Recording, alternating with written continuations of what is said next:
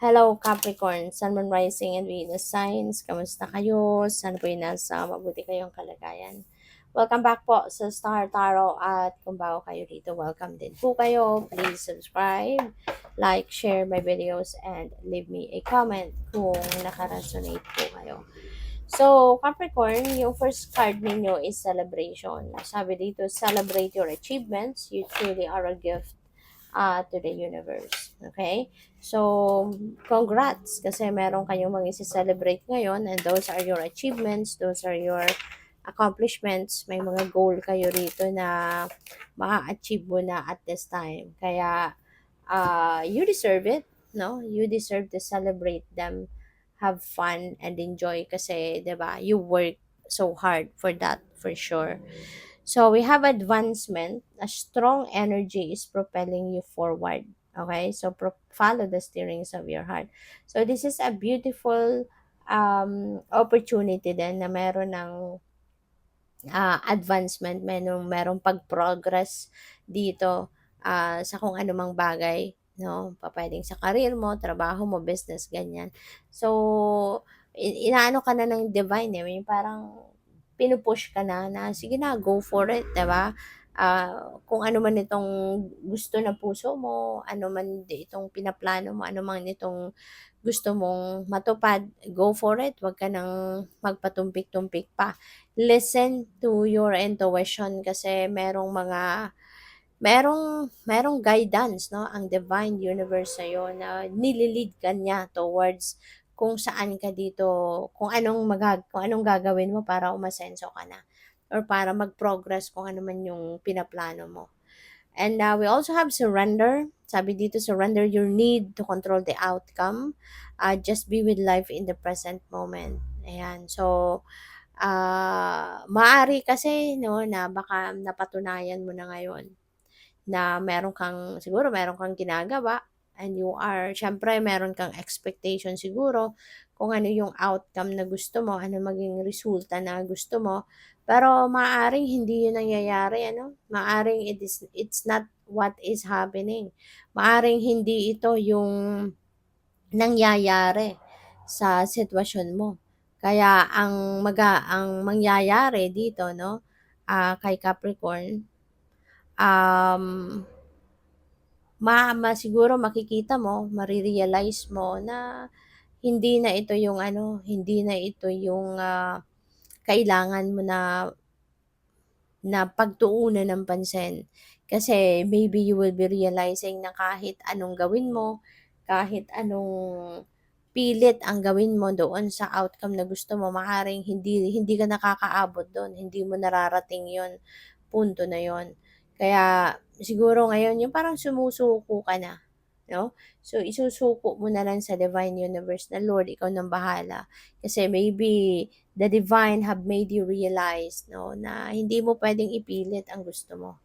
Kasi kung lalo-lalo na kung hindi yan parte ng plano ng universe para sa'yo, lalo-lalo na kung hindi yan ang makakabuti sa'yo, talagang hindi yan ibibigay din sa'yo.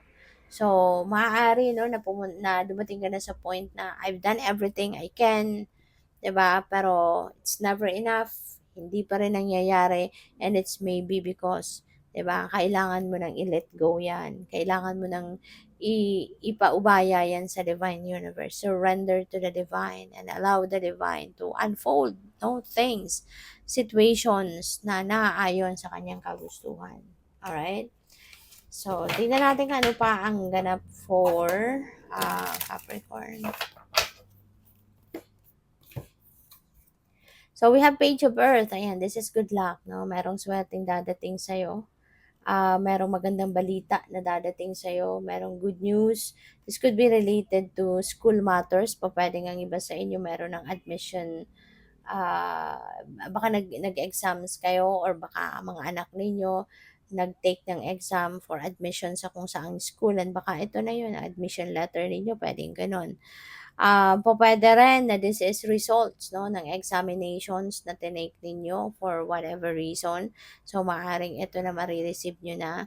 This could be travel documents, visa, passport, mga ganyan na iniintay ninyo. Baka yun na ang dadating sa iyo, 'di ba? Or this could be, baka may cheque nilalaman ng sobra na 'yan, 'di ba? Baka na-receive niyo na ngayon yung dividend ninyo, maaaring na-receive niyo na dito um, yung profit ninyo sa business, sa investment, or pupuwedeng loan, 'di ba? Baka meron kayong in-applyan loan at baka ito na, na-approve na kayo, yung gano'n. Kaya suswertehin kayo, may swerteng dadating. Kaya nakangiti siya kasi this is definitely, a blessing. So, what else? We have Three of Earth. Ayan. So, yung talent ninyo, yung galing ninyo, that will be recognized sa ngayon. No?